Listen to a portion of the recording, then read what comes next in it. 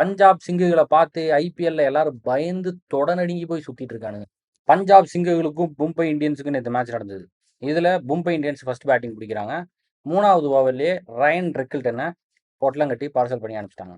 அடுத்து வந்து சூரியகுமார் யாதவ், பிங்கு சிங், அதுபோக முத்துராஜ், இவங்க 2 பேர்த்து கூட ஸ்கையை சேர்த்தி ஆகணும். ஏன்னா நிலமை அந்த அளவுக்கு மோசமா போயிட்டு இருக்கு. மும்பை இந்தியன்ஸ் அதிர்ச்சி ஆயிட்டானுங்க. Already 2 wicket.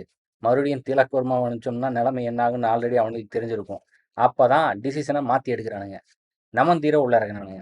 சொல்ல மறந்துட்டேன், இந்த மேட்ச்ல ரோஹித் சர்மா இல்ல, QDK இருக்காப்ல. பழைய மும்பை பாய் டீசெண்டாக தான் விளாண்டுருக்காப்புல. அந்த சைடு நமந்தீரும் உருட்டிட்டு இருக்கான். ஆக 5 ஓவர் முடிவில் வெறும் 33 ரன். இதுக்கப்புறம் அடிச்சு பொறிபறக்க விட்டாலும் 240, 9 கிலோமீட்டர் தாண்டி இருக்கு. ஸ்டார்டிங்ல பொறுமையா ஆடுற மாதிரி ஆடி அதுக்கப்புறம் எல்லா ஓவர்லையும் அடிக்க ஆரம்பிச்சிட்டானுங்க. 10 ஓவருக்கு கிட்டத்தட்ட 100. கம்பேக்கை கொடுத்த குவிண்டனு 50 போட்டாப்ல. அந்த சைடு நமந்தீரும் 6 4 காட்டுறான். ஆக நம்ம பையனும் ஒரு 50 போட்டான். இதுக்கப்புறம் அடிச்சு பொழக்க வேண்டியதான்னு சொல்லிட்டு அடிச்சான். ட்ரை தான் பண்ணான், அவுட் ஆயிட்டான். குவிண்டன் டிகாக்கு முடியவே முடியாது.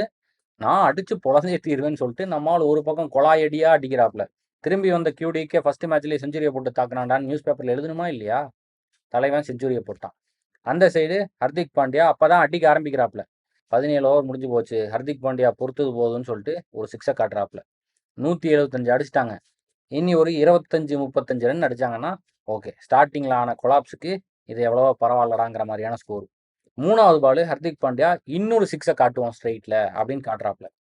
பால் அப்படியே ஏர்ல டிராவல் ஆகி 6 போக வேண்டியது. அப்போன்னு பார்த்து நடுவுல வரான் நம்ம ஐயர். ஆனா கண்டிப்பா அவனால பிடிச்ச பாலை தூக்கி போடுறதுக்குள்ள கீழே விழுவான்னு தான் நினைச்சேன். ஏர்லயே பாலை அப்படியே தூக்கி வீசுறான்.